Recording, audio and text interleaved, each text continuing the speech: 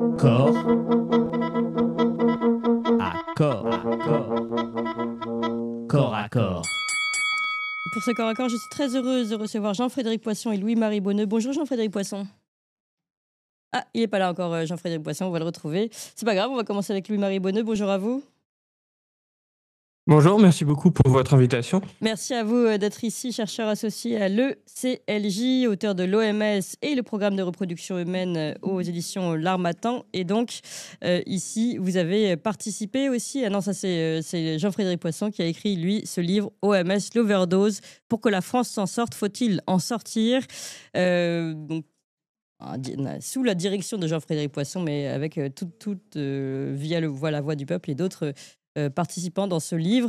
Donc pourquoi l'overdose? Pourquoi programme de reproduction humaine aux éditions L'Harmattan? On va aborder ces questions, mais d'abord rappeler les dernières actualités pendant qu'un nouveau traité sur les pandémies est avancé par l'OMS, je le rappelle, qui va revenir sur le devant de la scène dans quelques mois. Eh bien, en janvier 2025, donc de cette année, le président Donald Trump signe un décret pour entamer le retrait des États-Unis de l'OMS. Et puis en février, donc un mois plus tard, c'est Javier Milei, président de l'Argentine, qui annonce qu'il va retirer l'Argentine de l'OMS.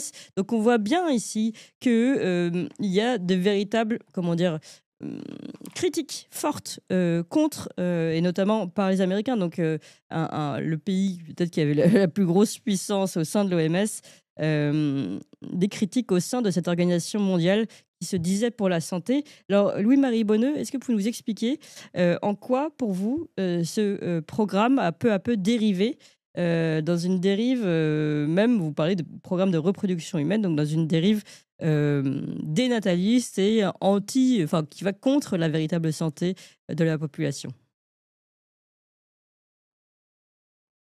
Merci encore pour votre invitation. Alors effectivement, beaucoup critiquent aujourd'hui l'OMS. Donald Trump a jugé que l'organisation était irréformable et a décidé de la quitter. Donc, il y a plusieurs raisons à cela. Certains invoquent le coût trop important. Il a aussi invoqué l'influence de la Chine. Ce matin, je voudrais aussi vous parler de l'influence des fondations privées dans l'organisation et la politique de l'OMS. Et je voudrais vous parler de ça au travers du programme de reproduction humaine qui a été créé en 1970 Oui. au sein de l'Organisation mondiale de la santé pour contrôler la démographie humaine pour des raisons économiques. Euh, en réalité, à cette époque-là, l'ONU, dont l'OMS fait partie, considérait que une trop grande population humaine euh, allait conduire à un appauvrissement de la population. Oui. Donc, il fallait trouver des méthodes pour réduire cette population humaine. Donc, c'est comme ça qu'ils ont développé un programme financé au début par la Fondation Ford et puis par quelques pays du nord de l'Europe qui ont une tradition eugéniste, je pense à certains pays scandinaves, et qui souhaitaient réduire la population des pays pauvres pour que le monde et les pays les plus riches puissent avoir une plus grande prospérité économique.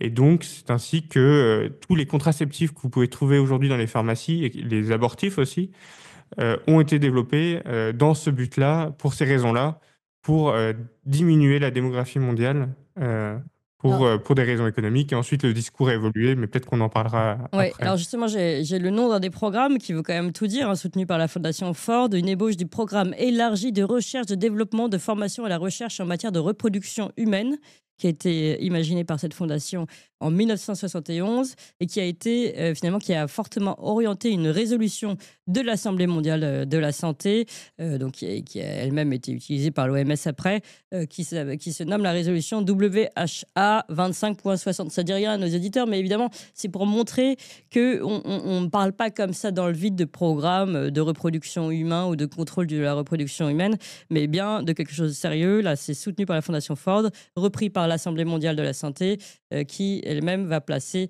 cela dans le programme assigné l'OMS dans son programme de coordination de recherche biomédicale. Donc on est sur du concret de cette analyse. Quel est donc l'objectif? Vous le dites, c'est contrôler la natalité dans le sens où il y en a trop. Et comment ça s'est passé concrètement? Oui, effectivement, contrôler la natalité.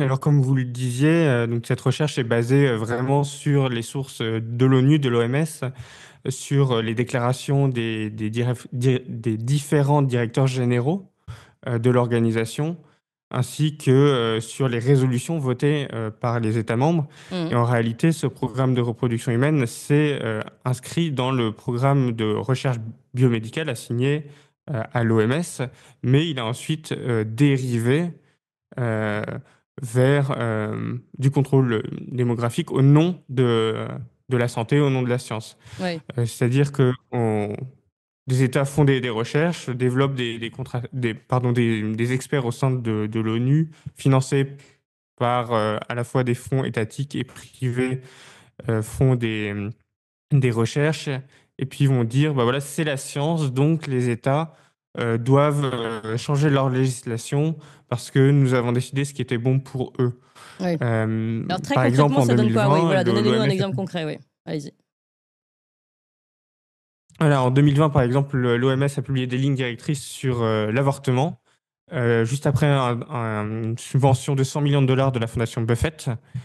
Ces lignes directrices expliquent aux États que un avortement sur une jeune fille mineure sans l'avis de ses parents, euh, jusqu'à 9 mois, ne pose aucun souci, c'est totalement sans problème, ne devrait poser aucune problématique de santé ou même éthique, tout va bien. Et si jamais les États ne modifient pas leur législation pour aller vers ces éléments-là, ils sont anti-science. euh, C'est écrit et comme ça. personne n'a envie d'être taxé d'anti-science. Ouais. C'est écrit comme C'est comme ça. ça que ça fonctionne. Oui, mais est-ce que c'est écrit comme ça? Oui, bien sûr, c'est écrit comme ça, oui. Il faut lire les 200 pages du document, mais c'est écrit comme ça, oui. Oui. D'accord. Donc, promotion d'un avortement tardif, est-ce qu'il y a d'autres éléments qui peuvent aller dans le sens de cette dénatalité organisée par l'OMS? Alors, tous les contraceptifs, comme je le disais, que ce soit le stérilet, la pilule du lendemain, ils ont également travaillé sur des vaccins contraceptifs qui sont allés jusqu'à des essais de stade 2, mais qui n'ont jamais vu le jour. C'était trop d'effets secondaires. Euh, et puis différentes ensuite méthodes d'avortement qui ont ensuite été développées Il y a eu différents essais cliniques en Chine notamment. Le stérilet a été étendu de manière massive. Voilà, donc grâce à ce programme de l'OMS. Et ce qui est intéressant, c'est que ils ont essayé de développer des moyens qui étaient les plus indépendants possibles de la volonté des utilisateurs et des femmes pour euh, voilà, parce que en fait, le discours est toujours le même. On fait ça pour le bien des gens, Oui. on fait ça pour qu'ils puissent choisir la taille de famille qu'ils veulent, Alors attendez, etc. parce qu'on a un petit Et puis, souci on entend en même temps Jean-Frédéric Poisson, mais on va récupérer tout le monde en même temps. Jean-Frédéric Poisson, vous êtes avec nous? Oui, bonjour. Bon, alors, Bonjour, c'est bon. bonjour, on va vous récupérer proprement. Je crois que le son est un peu Très résonne bien. un petit peu. Louis-Marie Bonneau, en attendant, on continue. Vous disiez donc pardon pour cette interruption. Désolé, ce sont les aléas du direct. Et en plus, je vous l'ai dit, c'est un lundi particulier puisque nous avons tous eu le décalage horaire dans les pattes. Difficile de se lever le matin et difficile d'être parfaitement opérationnel. Sur Toxin comme ailleurs. Alors, vous disiez donc, il y a ces différentes politiques. Vous avez évoqué l'avortement, vous avez évoqué les stérilets, vous avez évoqué. Moi, je voulais vous demander, par exemple, si on peut considérer que cette campagne One Planet, One Child au Canada, qui est firmée en 2020 sur les panneaux publicitaires, que le plus beau cadeau que l'on peut faire à son premier enfant est de ne pas d'en avoir de deuxième, est-ce que ça résulte justement de ce travail, de cette programmation, de cette idéologie de l'OMS? oui, tout à fait. C'est une progression logique, marketing, toujours matérialiste. On est passé de l'économie. Il faut réduire la population pour des raisons économiques, puis pour le droit des femmes. En réalité, ils s'en fichaient des droits des femmes. Ce qui intéressait, c'était la réduction démographique. Et puis aujourd'hui, on a un nouveau discours qui est celui de la planète. Le plus beau cadeau que vous puissiez faire à votre premier enfant, c'est de ne Mm. pas en avoir de deuxième, comme vous pouviez en lire sur les abribus au Canada. Euh, Ouais. Effectivement. Mais on commence à voir le même genre de communication, ce qui est intéressant en France, puisque on a pu voir des communications sur le coût d'un enfant, voilà ce que coûte un enfant dans la vie, comme si on pouvait réduire un enfant à un cumul de sommes alignées pour payer, son alimentation, etc. Donc, est-ce que vous croyez que ça aussi, c'est toujours dans le même ordre et c'est toujours organisé par l'OMS? Oui, oui, bien sûr, et on peut lire dans les textes qu'ils ont que ces élites qui sont à la tête de l'ONU, etc., qui avançaient sur ce programme de reproduction humaine, avaient une vision messianique. Ils souhaitaient, comme je cite, avancer vers un avenir radieux pour l'humanité. Oui. Euh, et vraiment, cette vision matérialiste est un fil rouge qui transparaît jusqu'à nos jours, où effectivement, on nous explique que un enfant, ça coûte très cher, que ça pollue, et qu'il faudrait peut-être, pour le bien de l'homme, se suicider, ne plus en avoir. D'accord. Alors, je me tourne vers Jean-Frédéric Poisson. Je rappelle, philosophe, homme politique, président de Via la Voix du Peuple, qui a donc dirigé cet ouvrage que j'ai présenté, OMS Overdose, pour que la France s'en sorte, faut-il en sortir? On a rappelé les 2 dernières dates, annonce de sortie par les États-Unis et sortie de l'Argentine. Jean-Frédéric Poisson, pourquoi est-il urgent d'en sortir? Eh bien, parce que, bonjour à tous d'abord, et Bonjour. désolé de ces quelques problèmes techniques dus à des connexions un peu aléatoires depuis l'étranger où je vous parle. Pourquoi en sortir? Parce que c'est un organisme international qui, comme beaucoup d'organismes internationaux, ont changé de nature au fur et à mesure du temps.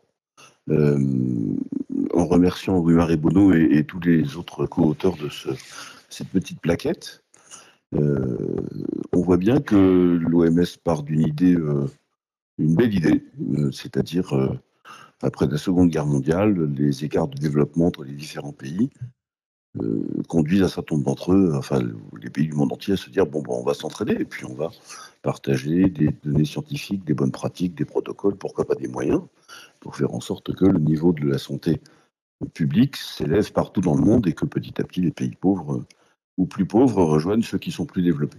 Oui. C'est une idée de coopération fraternelle, après tout, c'est une belle idée, puis ça c'est devenu, 80 ans après, comme vous l'avez parfaitement décrit, un instrument qui fait du contrôle de la population, de la dénatalité, qui est absolument contraire à son idée d'origine, premièrement. Donc il est passé de bienfait pour l'humanité à nuisible pour l'humanité, et en plus avec des ambitions totalitaires, ou en tout cas très très autoritaires, qui ne sont pas compatibles avec la souveraineté d'un peuple et la souveraineté d'un État en matière de santé publique. Oui, alors on va revenir sur les ambitions totalitaires, ou en tout cas autoritaires dont vous parlez, mais peut-être pour conclure sur ce contrôle démographique, puisqu'on a commencé à parler avec Louis-Marie Bonneux, et autour de son ouvrage, l'OMS et le programme de reproduction humaine aux éditions L'Harmattan. Vous aussi, vous en parlez dans votre livre. Donc, est-ce que vous pouvez nous donner peut-être d'autres éléments qui, selon vous, va dans le sens d'un contrôle démographique voulu par l'OMS, avec l'imposition aux États de nouvelles normes qui doivent évidemment mettre en place le contrôle de natalité, jusqu'à ce qu'on voit aujourd'hui, c'est-à-dire que le contrôle de natalité a tellement bien fonctionné que le bilan démographique, je le rappelle, aujourd'hui, notamment en France, a encore baissé, hein. Ce sont les dernières nouvelles de l'INSEE. Donc on est véritablement dans un contrôle de natalité très, si c'en est la raison, très dur. Ben, alors, la démographie baisse partout dans le monde. Hein. Oui. Les taux de natalité sont en baisse absolument de manière universelle, probablement sous l'effet aussi du développement économique. Et on sait qu'on voit en tout cas qu'il y a une corrélation entre l'accès à un certain nombre de richesses, de confort, etc. et évidemment moyens de santé, de contraception et de contrôle des naissances, dit-on pudiquement, d'un côté, et la baisse de la natalité ou du taux de fécondité, en tout cas, d'autre part. Beaucoup de choses ont déjà été dites par Louis-Marie Bonneux, que je ne vais pas répéter. On peut ajouter que on sait depuis longtemps, on a identifié depuis longtemps que des campagnes assez massives de vaccins visant à stériliser les femmes dans un certain nombre de pays ont été conduites de temps en temps par des laboratoires, enfin la plupart du temps sous faux drapeau, comme on dit, mais on sait bien que tout ça a été d'une manière ou d'une autre couvert, pour ne pas dire initié par l'OMS, avec le financement. On sait que Bill Gates a participé aussi. Oui, la fondation Bill et Melinda Gates. Ce genre d'opération. Voilà. Donc, si vous voulez, l'avantage de ces gros machins, c'est que en général, ils font ce qu'ils disent. Vous comprenez, c'est la différence avec les gouvernements, c'est que c'est sans surprise. Ils vous annoncent qu'ils vont le faire, ils le font. Alors, ils le disent plus ou moins ouvertement, de manière plus ou moins explicite, mais globalement, l'OMS a dit il y a de très longtemps, rejoignant ainsi tous les mythes de la décroissance, quand il y a trop de population, il ne peut pas y avoir de croissance économique stable. Donc, si on veut de la croissance économique stable, il faut qu'il y ait moins de population. Ça a été affiché il y a des années, dès le début des années 50. Et je pense que l'OMS n'a jamais changé de trajectoire sur ce point. Oui. Prospérité égale population maîtrisée, donc maîtrisons la population par tous les moyens. Campagne de contraception, stérilisation massive, incitation à ne pas avoir d'enfants, etc., etc. Tout ça est parfaitement cohérent. Alors, ce qui est intéressant, c'est que finalement, la maîtrise de la population va plus loin. Et là, on sort complètement de l'organisation de la santé, puisque vous parlez dans votre ouvrage aussi, Jean-Frédéric Poisson, de surveillance, finalement, de mise en place d'un système de surveillance voulu, organisé par l'OMS, que ce soit par les réseaux sociaux ou même dans d'autres cadres, notamment on a vécu la crise Covid et la surveillance avec les passes sanitaires, etc. Est-ce que vous pouvez nous parler aussi de cette dérive autoritaire de l'OMS ? Il faut bien voir que pour l'OMS, comme pour tous les autres au fond, un des facteurs clés de succès, c'est la capacité à récupérer des données sanitaires massives en très grande quantité. Puisqu'en réalité, le succès, entre guillemets, de ces opérations dépend largement d'une meilleure connaissance statistique des populations, de ce qui s'y passe, des habitudes de vie, etc., etc. Donc en fait, l'Organisation mondiale de la santé fait tout pour faire en sorte que, ma foi, soit... Alors, c'est pas l'OMS elle-même qui surveille, parce qu'elle n'a pas les moyens de le faire. Elle le fait avec le consentement, sinon l'appui sans réserve des États membres. Donc, ceux qu'il faut incriminer, dans une large mesure, c'est plutôt les États membres, parce que l'OMS ne fait rien toute seule. On parle de dérives autoritaires de l'OMS, elles sont possibles parce que les États membres les tolèrent et qu'ils, d'une certaine manière, ils se laissent faire. Si on disait à l'OMS, écoutez, restez chez vous et continuez de vous occuper de santé publique, ils le feraient parce qu'ils n'auraient pas le choix. Donc au fond, c'est d'ailleurs un des autres problèmes qui est posé par ces nouvelles réglementations et ce nouveau traité, c'est que l'OMS est en train de réclamer en même temps qu'une autorité sans réserve et sans limite sur les politiques de santé publique des États en cas de pandémie. Dans cette autorité qui est réclamée une limite, il y a aussi l'obligation pour les États de fournir toutes les données statistiques de santé pour alimenter les bases de données, pour alimenter la définition des protocoles que l'Organisation mondiale de la santé serait susceptible d'imposer aux États. Oui. Donc l'enjeu des données publiques, des données de santé publique, nos informations individuelles, puisque les données de santé publique, ça n'existe pas. Ce qui existe, c'est la collection des données individuelles qui nous concernent chacun et chacune. Sachant, précisons tout de suite, Jean-Frédéric Poisson, que nous avons en France, je crois, le réseau le mieux organisé en termes de données médicales. Donc, on offrirait, entre guillemets, nos données sur un plateau d'argent ici à une organisation internationale qui a des mélanges, et vous le rappelez dans votre livre, public-privé en plus. Donc, on est vraiment... il y a vraiment une atteinte aux données personnelles. Ces données personnelles intéressent évidemment beaucoup les laboratoires et tous les gens qui ont des intérêts privés et qui financent l'OMS. Et on n'a aucune garantie sur ce que l'OMS serait amené à en faire demain. Pourquoi pas d'ailleurs les vendre ou les mettre à disposition d'un certain nombre de partenaires privés pour faire encore je ne sais pas quoi d'ailleurs, parce que malheureusement on peut tout imaginer. Oui. Mais effectivement, dans ce futur règlement, ce futur traité, ce futur qui est demandé en tout cas par l'OMS, il y a tout un ensemble de dispositions qui prévoient l'obligation pour les États de fournir l'intégralité des données épidémiologiques et statistiques pour que l'OMS fasse entre guillemets mieux son métier. Et c'est une obligation à laquelle les États ne peuvent pas échapper. Oui. Donc tout est cohérent en réalité. Il s'agit de faire en réalité un super ministère de la santé publique mondial. On y revient. Enfin, c'est toujours la même chose. Oui, encore que vous l'appelez ministère de la Santé, et peut-on vraiment l'appeler la santé ? C'est ça aussi. C'est exact. C'est une vraie question.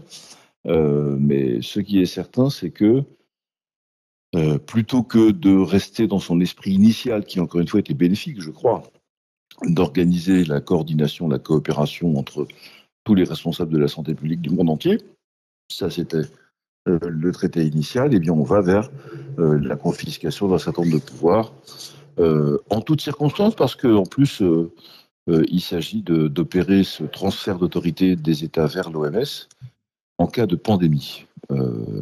Alors, il y a deux questions qui se posent. La première, c'est qu'est-ce qu'une pandémie? Oui. La réponse, une pandémie, c'est une situation dans laquelle le directeur général de l'OMS, qui décide tout seul, considère qu'il pourrait y avoir un risque de contamination d'un truc pas bien. Voilà, Oui. je dis les choses de manière Sachant que assez le vague. titre Mais c'est que c'est ce que dit la le texte. définition de la pandémie a changé. Voilà. Autrefois, il fallait un risque mortel avéré avec une transmission, et maintenant, c'est l'éventualité de. L'éventualité de, il y a beaucoup de choses qui sont éventuelles dans la vie. Et la deuxième question, surtout, c'est à partir de quand sait-on qu'on est en pandémie? La réponse, c'est quand l'OMS décide qu'on y est. Oui. Donc voilà, comme ça, la boucle est bouclée. Oui. Et Très discrétionnaire. le directeur général de l'OMS, lui tout seul, a la possibilité de déclarer cette situation à partir de laquelle ou dans laquelle les États n'ont plus d'autre possibilité que d'obéir aux injonctions de l'OMS. C'est-à-dire, par exemple, mesdames et messieurs les États membres de l'OMS, vous voudrez bien vacciner l'intégralité de votre population avec tel produit, parce que c'est ce qu'il faut faire et c'est moi qui le décide. Je dis ça, je cite ça comme exemple, évidemment, ça n'a aucune espèce de réalité, vous comprenez bien. Bien sûr. Que ça ne peut pas arriver. Toute référence, comment dit-on au cinéma déjà, toute référence à des personnes existantes ou ayant existé serait purement fortuite. Exactement. Tu parles. Voilà. Donc, quand en plus on sait que monsieur et madame Gates sont impliqués personnellement et financièrement dans des laboratoires qui produisent des vaccins, on peut être inquiet. Alors, je donne la parole à Louis-Marie Bonneux. Je ne sais pas si, Louis-Marie, vous souhaitez réagir justement à tout ce qui a été dit, notamment la campagne de stérilisation Bill et Melinda Gates. Vous avez peut-être travaillé là-dessus. Et puis, plus généralement, sur, en effet, l'évolution progressive de l'OMS vers une autorité de plus en plus autoritaire, avec des pouvoirs qui seraient désormais souverains et qui outrepasseraient la souveraineté des États. Et puis ce contrôle aussi, ce côté de surveillance organisée mis en place par l'OMS. Louis-Marie Bonneux. Effectivement, l'OMS, au sein du programme de reproduction humaine, a travaillé sur la stérilisation. Parce que c'est un moyen qui échappe le plus à la volonté des utilisateurs, c'est le plus efficace. Il y a des programmes qui ont été lancés en Inde, notamment pour faire des programmes de stérilisation massifs. Et le but était de découvrir des méthodes chirurgicales et non chirurgicales les plus efficaces pour faire l'opération de manière le plus rapide, la moins coûteuse, etc., etc. Donc tout ceci est bien décrit et correspond à une volonté bien établie de l'OMS de développer ces méthodes. Et effectivement, comme on le disait, c'est très inquiétant d'observer ces phénomènes quand on voit qu'il y a des financements privés très importants au sein de l'OMS, au sein du programme de reproduction humaine. On a cité la fondation Gates, il y a également la fondation Buffett qui a investi en 2019 100 millions de dollars. La fondation Buffett qui finance également la fondation Gates, qui est très impliquée sur ces questions-là de reproduction humaine. Les États doivent prendre en main leur souveraineté et ne pas se laisser dicter des politiques, des lignes directrices par des influences privées qui voudraient instrumentaliser l'OMS pour leur imposer des politiques inacceptables dans leur pays au nom de la science. Une étude ou des préconisations soi-disant scientifiques, lorsqu'elles sont financées par des intérêts privés et rédigées par des militants, comme c'est le cas pour les lignes directrices sur l'avortement, où 75% des rédacteurs, quand on consulte leur profil sur les réseaux sociaux, sont des militants du contrôle démographique, de l'avortement, etc., et de manière très acharnée et idéologue. Ça doit nous poser question et c'est aux États de reprendre en main leur souveraineté et certains le font à l'OMS, je pense à l'Égypte notamment, qui est très active, très forte sur ces sujets-là, qui est accompagnée de 105 États, des pays africains, des pays du Moyen-Orient, qui sont opposés aux États les plus libéraux sur ces questions-là. Et puis ces États conservateurs, on pourrait dire, ces 105 États conservateurs sont quand même plus importants en nombre que les 194 États Ils sont majoritaires, il y a 194 États à l'OMS Ouais. et 105 États sont opposés parce qu'ils sont plus conservateurs à ces politiques-là.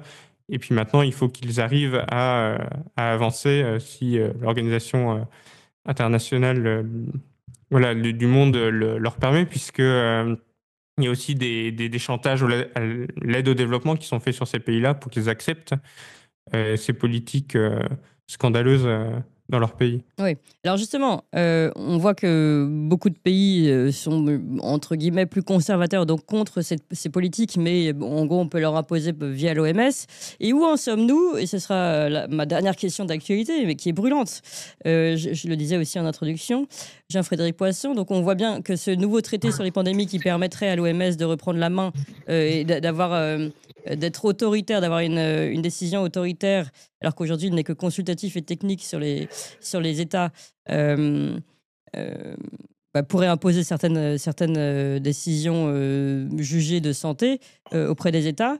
Alors, qu'est-ce qui peut changer prochainement? D'abord, on sait que pour le moment, ce traité n'a pas été voté par les États, mais est-ce qu'il peut passer autrement? Il a été refusé, enfin bloqué en tout cas en mai 2024.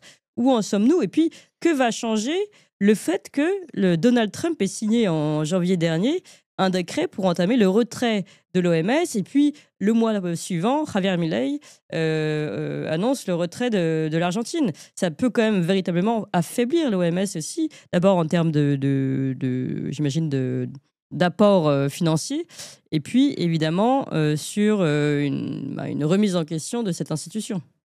Jean-Frédéric Poisson. Alors, la prochaine étape, elle est statutaire, c'est l'Assemblée générale annuelle de l'Organisation de la santé qui se tient habituellement au début du mois de juin et au cours de laquelle, en principe, devrait être remis en discussion ce texte, remis en discussion ces modifications du traité et du règlement sanitaire international, qui sont deux documents, enfin c'est le traité fondateur et le règlement intérieur, si vous voulez, pour dire les choses rapidement. Ça revient en discussion au mois de juin. La règle interne à l'OMS dit que il faut d'abord que tout un tas de commissions valident le texte avant qu'il ne soit soumis à l'Assemblée générale. Bref, je vous fais les choses rapidement. L'année dernière, ces amendements n'avaient pas passé la barre du travail des commissions et donc n'avaient même pas été discutés en Assemblée plénière. Oui. Cette année, je ne sais pas ce qu'il en sera, mais en tout cas, on voit, comme vient de le dire Louis-Marie Bonneau, que de plus en plus maintenant, dans la mesure où l'hémisphère sud, pour dire les choses rapidement, a compris qu'il avait désormais les moyens de s'opposer à la pseudo-hégémonie morale de l'Occident, il ne se gêne plus depuis que les pays occidentaux développés, entre guillemets, à nouveau, n'ont plus les moyens d'imposer leur vision au monde entier. Le monde entier fait savoir aux pays occidentaux que ça suffit.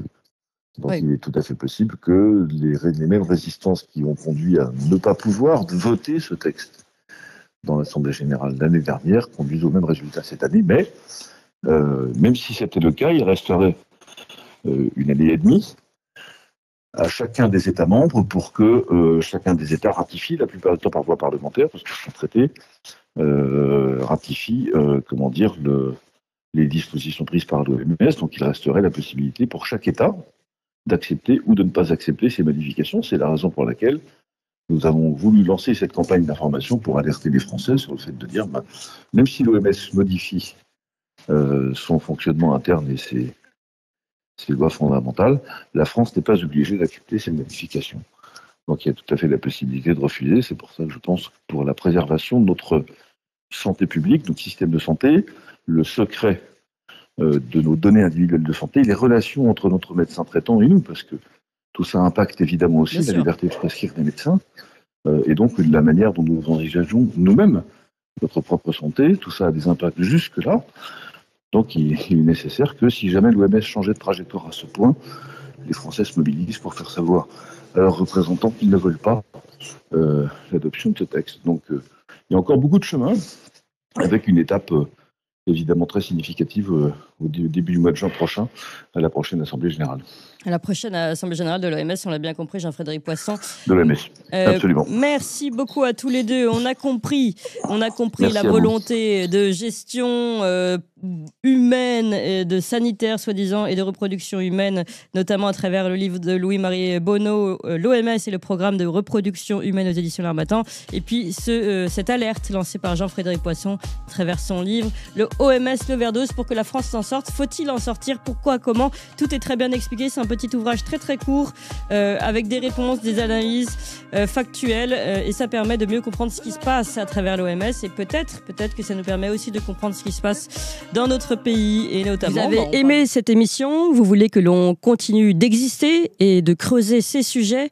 Sachez que nous n'avons ni subvention, ni milliardaires, ni oligarques derrière nous, que nous ne dépendons que de vous. Donc faites un don à toxin-media.fr, et encore mieux, faites un don régulier pour que nous continuions d'exister. Merci.